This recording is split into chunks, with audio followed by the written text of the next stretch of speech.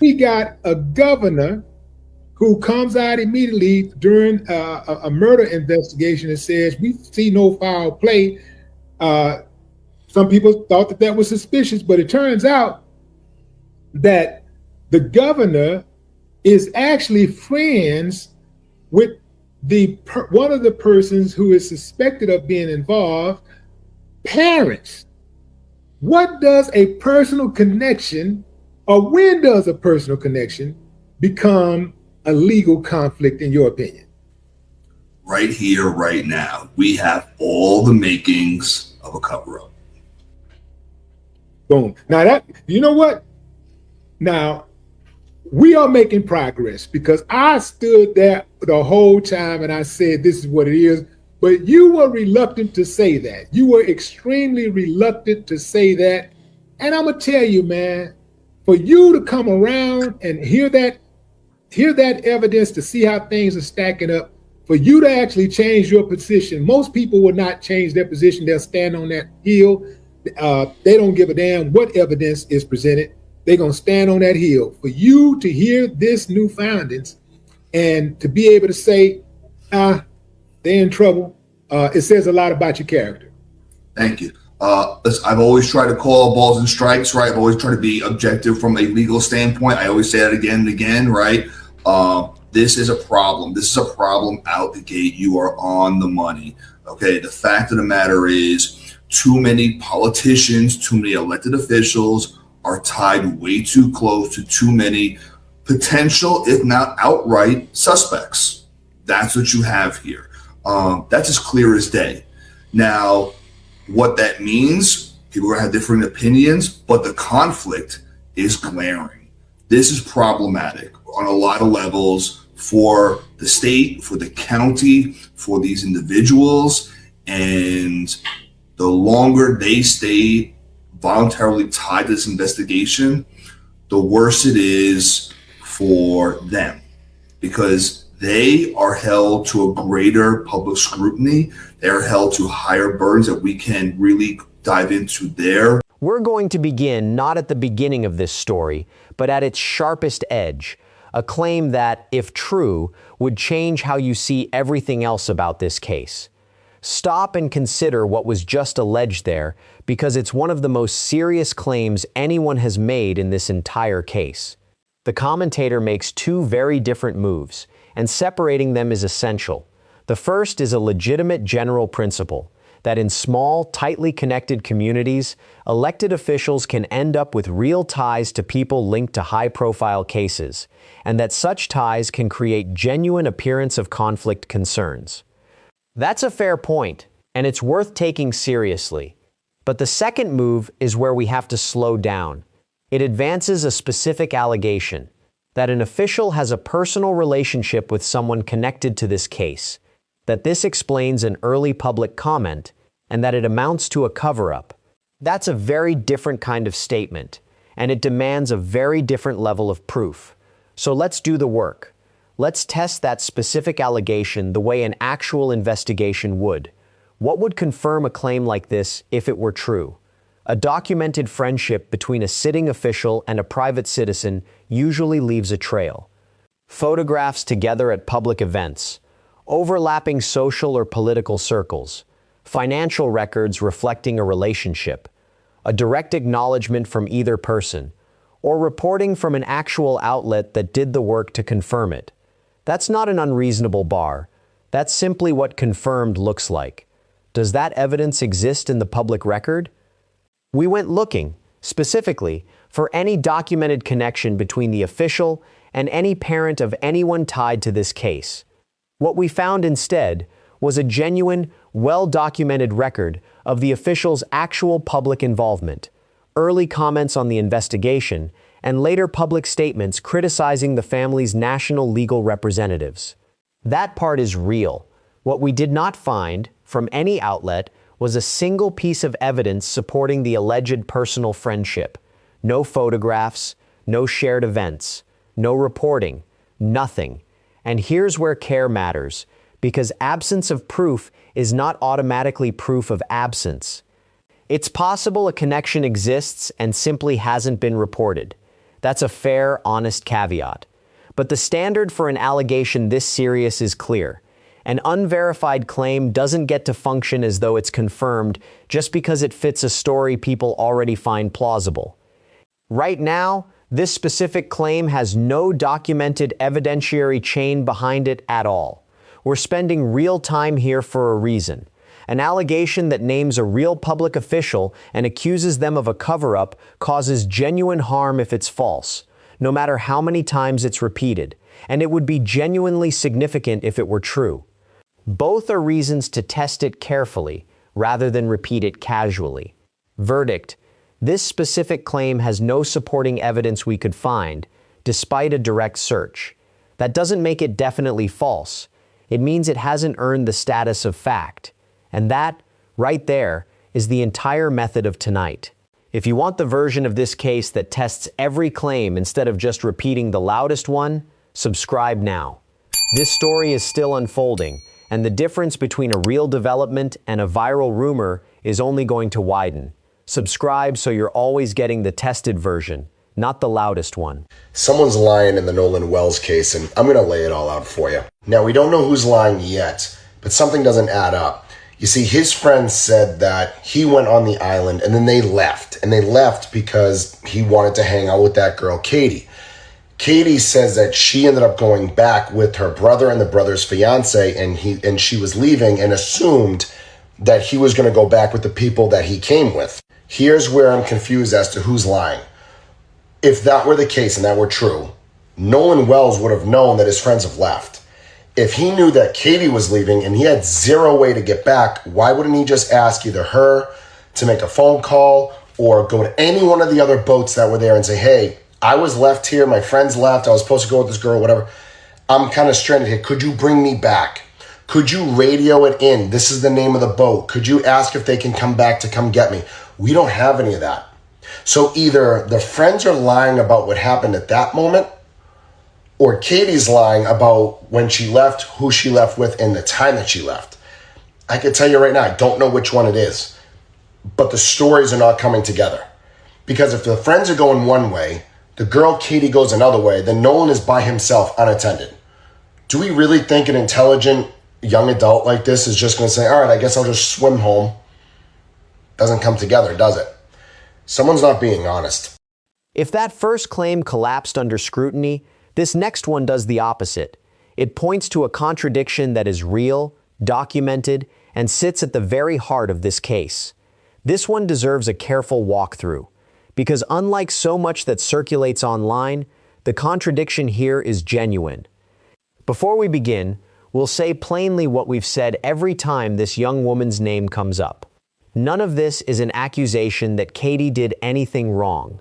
It is a record of where the accounts stop agreeing. Start with what's confirmed. By multiple accounts, Nolan spent time with Katie in his final confirmed hours.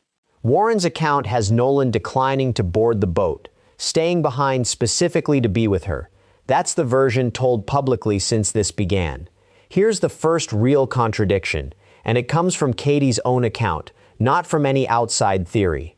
Early on, her sister posted that Katie assumed Nolan was getting ready to board the boat he'd arrived on, that she heard the group calling for him, and reasonably assumed they wouldn't leave without him. Later, Katie herself reportedly told Christine something consistent, that Nolan indicated he intended to head back and rejoin his friends.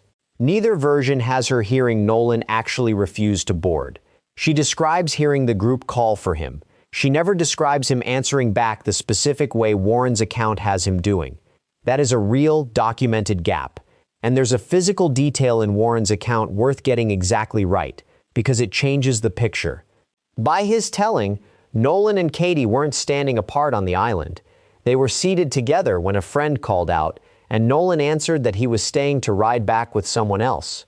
That raises its own question. Which vessel were they seated on? The same one that ultimately departed, or a different one? That detail has never been laid out with precision, and underneath it all is a simpler, human question nobody has answered. What actually happened in the seconds after his name was called? That's the kind of detail easy to skip in a summary, and it may be the most human unanswered question in this entire case. Second contradiction, whether the group actually knew her. Early on, the public account was that no one knew who she was. Later, it emerged that at least one person in the group had her contact information and reached out directly that same night. When a national program pressed the group's attorney on that exact gap, the response was that the premise was flawed. That is not an explanation. That is a deflection, and it's worth naming as one. Third, a specific, time-stamped phone call late that night.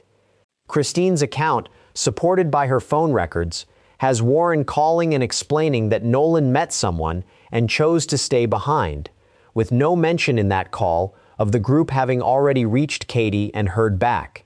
If the later account is accurate, that would have been the single most important detail to share in that call. By her account, it wasn't there. Fourth, Katie has never spoken publicly in her own voice. Every account attributed to her has come through someone else. That's worth naming plainly, not as evidence of anything hidden, but as a simple fact about the case. The one person whose account might resolve the most has never given it directly. Now let's address a fair principle. Many have said the last person confirmed in contact with someone often becomes a person of interest as standard procedure, not because of assumed guilt, but because they're most likely to hold information. That's legitimate, but applied fairly, last contact is contested here, not settled. Katie's account places her among the last to speak with Nolan. Warren's account places the group in direct contact with him in that same window. So if the standard is genuinely whoever had the last real interaction deserves scrutiny, it points at everyone near him in that final stretch, not just her. And we want precision about language. Person of interest means someone investigators want to speak with because they may have relevant information, no implication of wrongdoing. Suspect implies evidence connecting someone to a crime. Right now, there is no documented evidence connecting anyone to a crime because there is no confirmed crime yet. The case remains officially undetermined. Calling for someone to be formally interviewed is reasonable.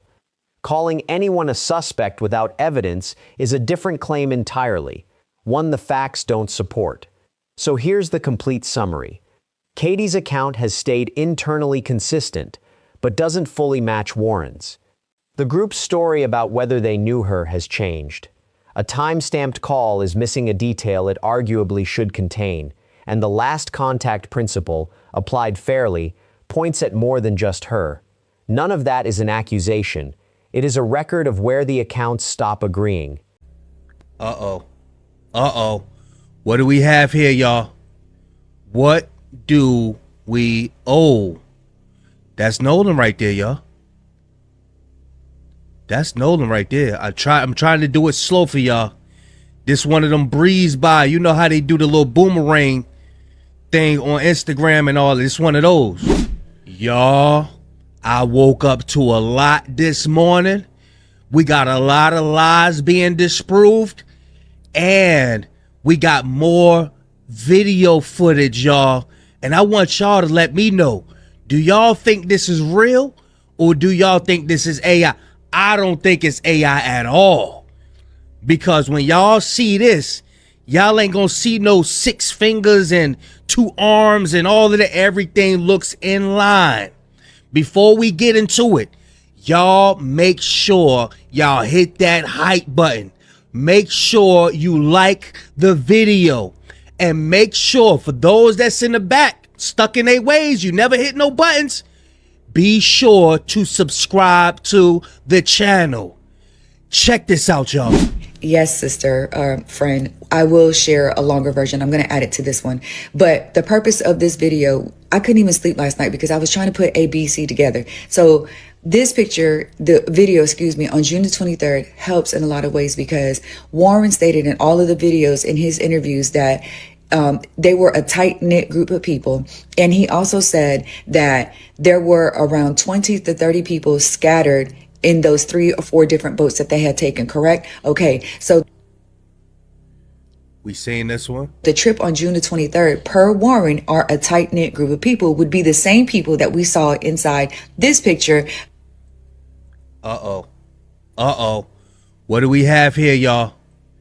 What do That's Nolan right there, y'all. That's Nolan right there. I'm trying to do it slow for y'all. This one of them breeze by. You know how they do the little boomerang thing on Instagram and all. It's one of those. Y'all see that? So I want y'all to pay attention to see everybody. I'm gonna see who that is in the front. Y'all see this? That's Nolan. That is Nolan.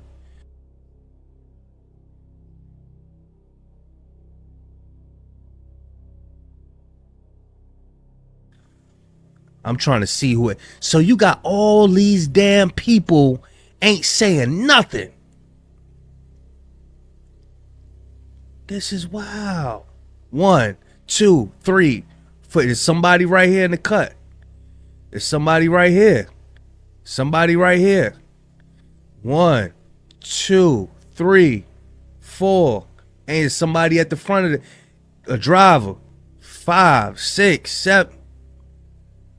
Justice for Nolan, man. Let's get it, y'all. Look, 2 right there. Hold on. So 2 that up is there. where I'm. 2 up there. So that is. Look, 2 up there. Just enjoying the breeze and shit. That's sad, man. Sad, man. So that is where I'm going with the video, because Warren again said that they were a tight-knit group of friends. Like, there's no outsiders in their circle. And so the same people that are on that video on June the 23rd are the same people that are in that still image on Horns Island, allegedly Horns Island, that we see here. With that documented contradiction in mind, watch how a very different kind of evidence spread this week, an image, and the certainty that came with it. Notice the framing there, the immediate certainty, declared before anyone watching has had a chance to evaluate the image themselves. Let's be careful and honest. A brief, motion-blurred clip is genuinely difficult to authenticate. The creator argues it can't be artificially generated because the details appear consistent. No distorted hands, no extra limbs. That's a reasonable observation, but it isn't verification. The absence of obvious flaws is not the same thing as confirmed authenticity. Those are 2 very different standards, and the difference matters enormously in a case where every image is being treated as evidence. There's also a fairness point we can't skip. The people being identified here are real, private young individuals who have not been charged with anything and, in most cases, have said nothing publicly at all. Confidently naming who is or isn't in a blurry image can shade very quickly from research into exposure. So where does that leave this clip? Exactly where it belongs. Unconfirmed. Possibly relevant, but not established. It's the same lesson as the official allegation, just in visual form. How convincing something looks is not the same as whether it's been proven. Good morning, everybody. How y'all doing this morning? Let's talk about the Nolan Wells thing for a second. I was on a live last night, and this is the honest to gosh truth, and I'm going to even post in the hashtags where you can go find and listen to it. So here's what happened. They killed Nolan Wells on the boat. They covered him up with the life jackets. They all knew he was on the boat. They just laid him on the back of the boat and got towed in part of the way. Then they got their boat running and they got on in. And when they got in, they couldn't figure out where they were going to put him or what they were going to do. So they dropped everybody off. Then they went back out to the island that the GPS doesn't show, but they did because they disconnected it. Okay, and none of them had their phones with them when they went back. So there wasn't any trace of them going back. And they dumped the body. They came back, took the boat out of the water, then went over there at 3 a.m. and washed the boat. thinking washing the boat would get all the DNA and everything off the boat. That's what they did.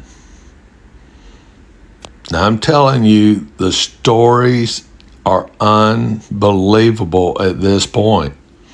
You can't make this up. You know, first, it was about leaving the island. Well, that one blew up. Found out 2 people were at the island, saw him. Then, the Coast Guard, Coast Guard call, CETO call. Nolan, oh my God, Nolan, get up. They heard that. Can't make it up. Not making it up. Then there was the phone, Warren's phone. Now, this. And also, last night, we have a bunch of body experts of their body movements in their interviews that they were not telling the truth. That they're body experts. You know, they moved their eyes like that, or moved like that, or, they looked up, or, something. But I'm telling you, the authorities should use these TikTok creators to solve this case. We've deliberately held one of the most widely shared pieces of commentary until now, because after everything we've already tested, you're finally in a position to evaluate it the right way. Now that you've watched us hold every other claim to a standard, listen to that one again in your mind, and notice what's missing. What you just heard is a fully formed narrative, delivered with total confidence, and none of it, not one element of it, has been confirmed by any investigator, any agency, or any official record. It is a theory, a detailed, vivid, confidently stated theory, but a theory all the same.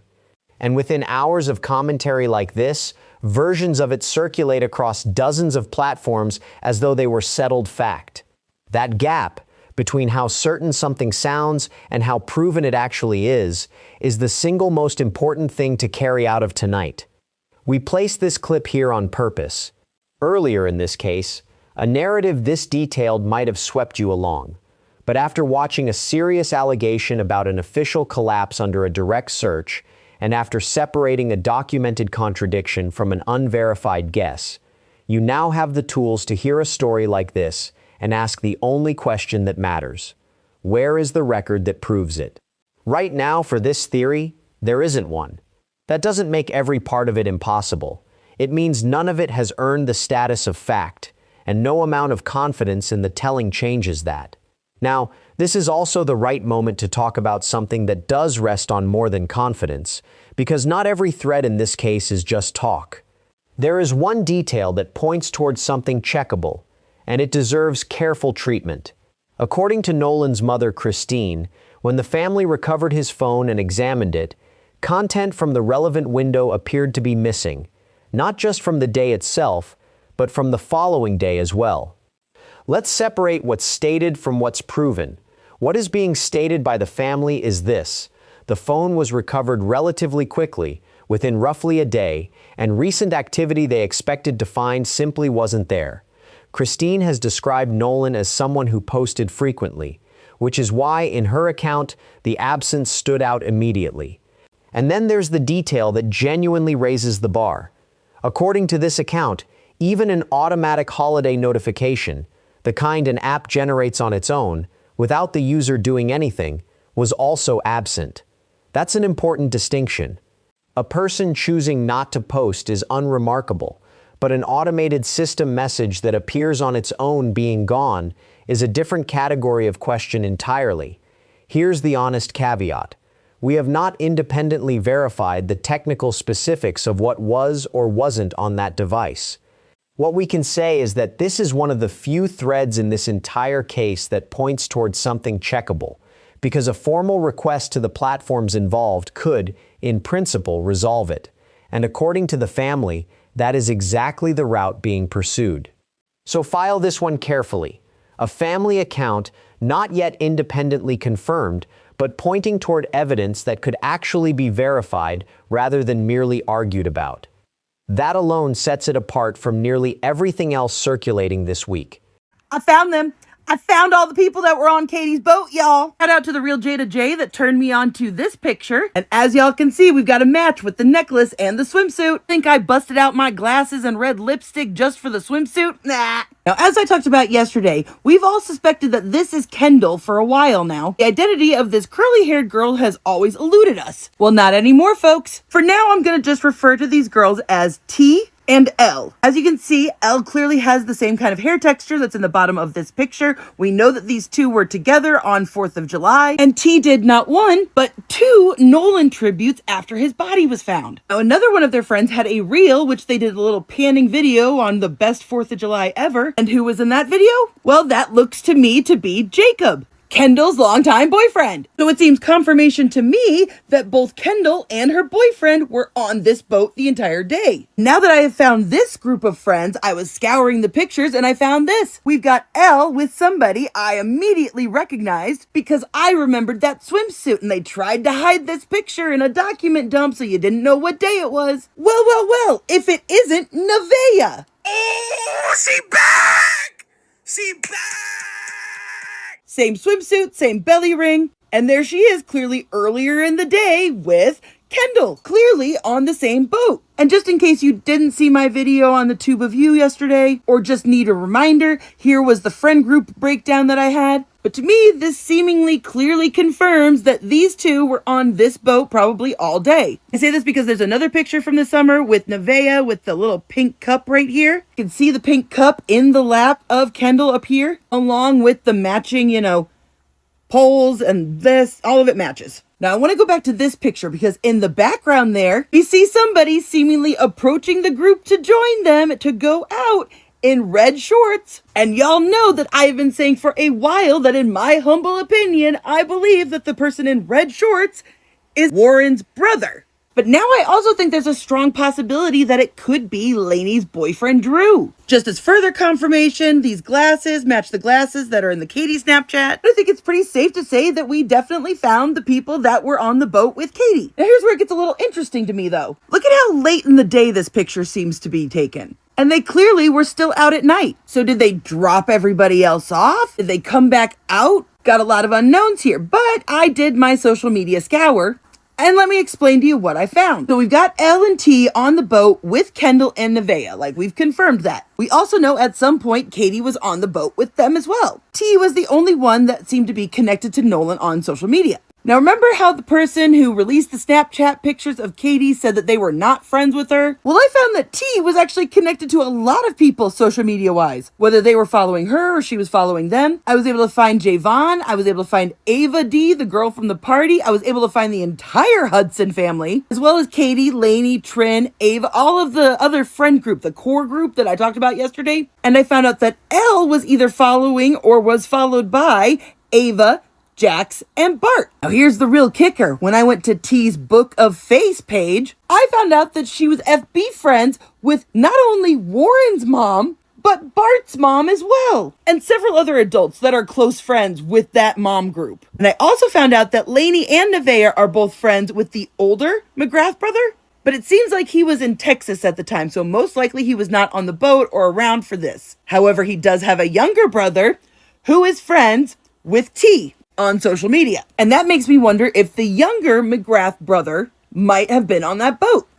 If a recovered device is one kind of checkable evidence, public posts are another, and some online researchers have poured enormous effort into building a map out of exactly that. This is a lot to absorb, so let's slow it down and be precise about what was actually claimed. The creator lays out a web of connections, matching a necklace, a swimsuit, a distinctive hairstyle across different photos, then tracing who follows whom across various platforms. The conclusion offered is that a specific group of friends was together on a specific boat, likely for the entire day. and we're going to give real credit where it's due. Cross-referencing consistent physical details across images is a recognized identification technique. When the same necklace, the same swimwear, and the same setting recur, that's a reasonable basis for grouping images together. That part is careful, and it reflects genuine hours of work. But here's where we have to be equally clear. Social media following relationships prove association. They do not prove presence. The fact that two people follow each other online tells you nothing about who was physically on a given boat on a given day. Those are entirely separate categories of evidence, and collapsing them is one of the most common errors in online case analysis. There's also a fairness issue we can't skip. Every name and nickname mentioned here belongs to a real, private young person who has not been charged with anything and, in most cases, has said nothing publicly at all. Mapping someone's friend network in a case like this can shade very quickly from research into exposure. We'll describe the pattern being claimed without amplifying the private individuals at its center, because being accurate and being responsible are not in conflict here. And if that balance is exactly what you've been searching for, thorough about the facts, careful about real people, then this is the channel worth staying with. Subscribe now and turn on notifications, because when the verified developments in this case break, you'll get them here with full context, and without the reckless guessing that surrounds so much of this story everywhere else. I want y'all to pay close attention to this next video, because he's going to expound on something that I've been meaning to talk about, and it's this moving on up mindset that we have in the black community. When we get a bunch of money or we elevate in life, we feel as though we gotta move and be amongst different people and just leave our own community. And he goes on to say that that may be the problem, trying to assimilate with the people that don't even like us, y'all. Check this out. Allow me to drop a thought. Black parents must come to realize that they may be part of the problem when their kids lose sight of their own cultural heritage and race. Some black parents love the idea of their black kid being the only black kid in a white group. They somehow believe that it's progress and indications of great success when they can claim mostly white friends. There is an inherent danger when our kids grow up with this illusion of inclusion. Now take, for instance, the Nolan Wells case. It should be a warning shot to all black parents. Stop patting yourself on the back just because you've escaped your own people. At some point, you will realize that all you might have one day are your own people. We have been taught and programmed to not think well of our own race. Therefore, we associate everything good with being white. Now, without any chastisement of the Wells parents, I truly believe that they will search their own souls and parenting styles in regard to their tragic loss. Isolation is isolation. We could not afford to allow our children to isolate themselves in groups that lack other members of their own race. Example.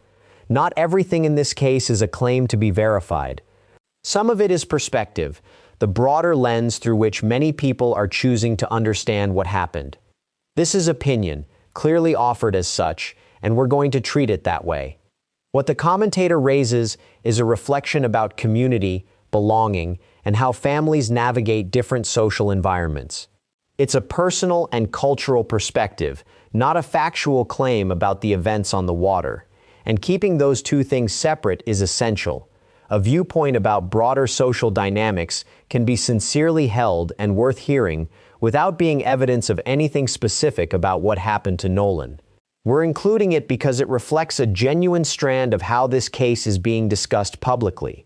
But we're labeling it precisely for what it is: commentary and perspective, not documented fact. Keeping that line visible is the whole point of tonight, and it applies to viewpoints we find thoughtful just as much as to the claims we've had to set aside. And speaking of things on the record rather than speculation, this is the right moment to address a statement that was released publicly this week, because it's concrete, it's attributable, and it deserves a fair, careful read. A family member connected to one of the friends released a second public statement. Here's what it genuinely establishes, and it deserves credit. The statement expresses a direct, public willingness to communicate through a specific named legal channel. Not a vague promise to cooperate, but an actual route offered openly. It also plainly states a desire to know what happened to Nolan. For a family connected to friends under public scrutiny, putting their name to the words, "We want answers too," is a meaningful thing to say on the record. Now here's the tension, and it isn't a gotcha. The statement says there's been no direct contact yet with Nolan's family or their attorney, and almost in the same breath, offers to provide all proper information so that family can find peace. Those two ideas sit a little awkwardly together. If no contact has happened yet, it's fair to ask what specifically is being offered. General goodwill, or something concrete already prepared and simply waiting for the right channel. We also want to be fair to the entirely reasonable reading.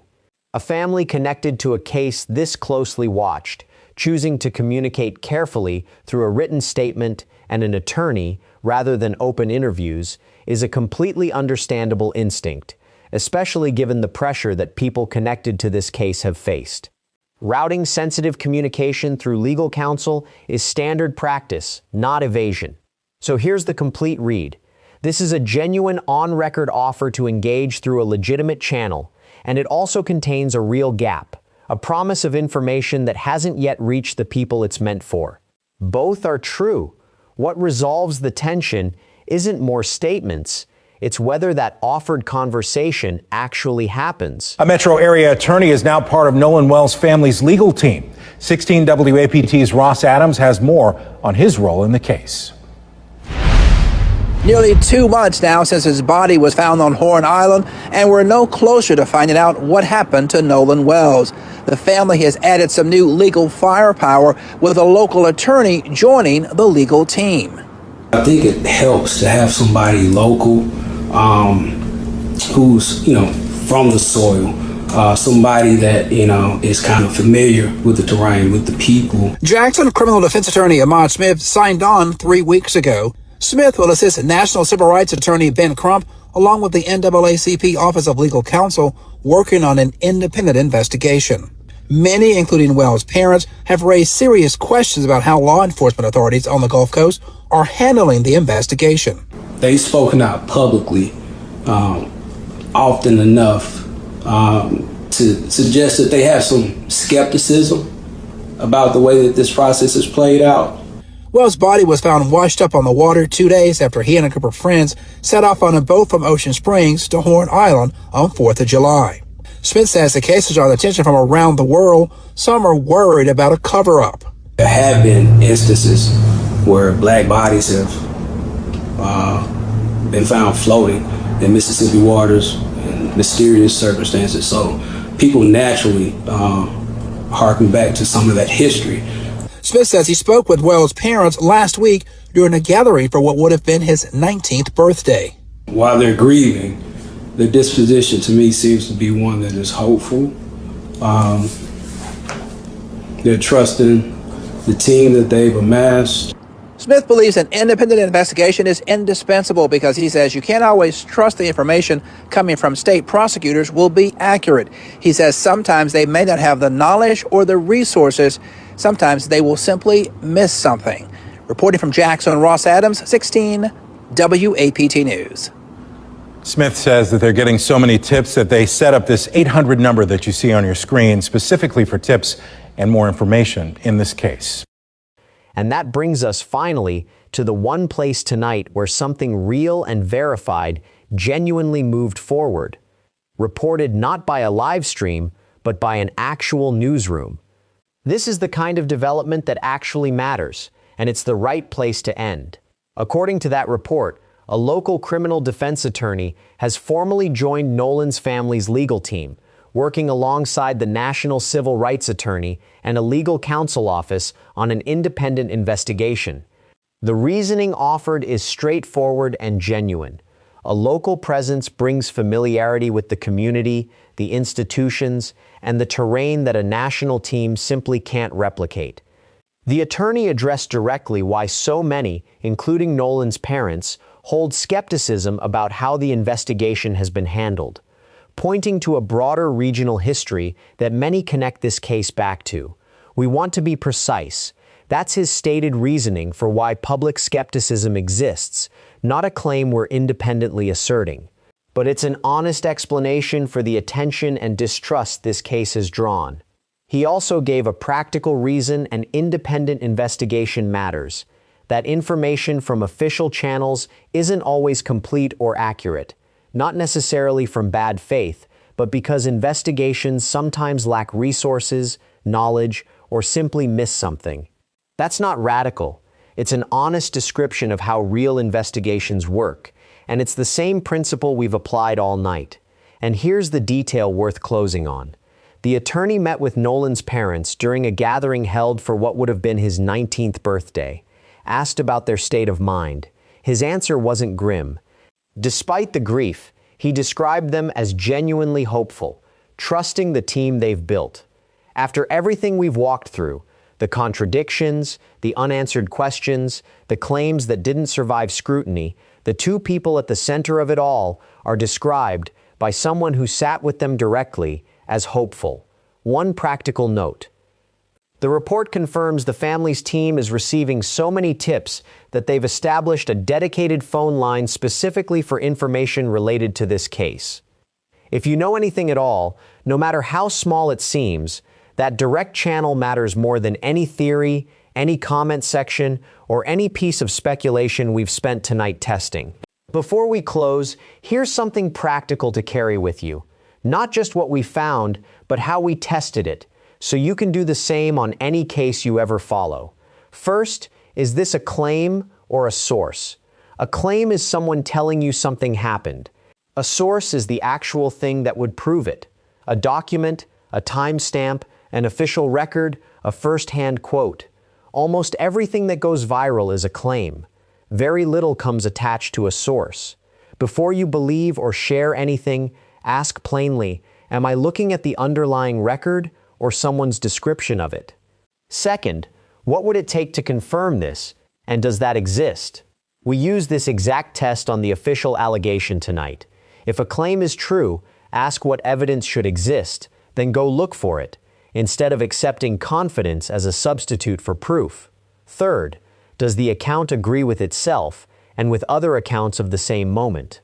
An account that stays consistent across separate tellings is more reliable than one that shifts each time.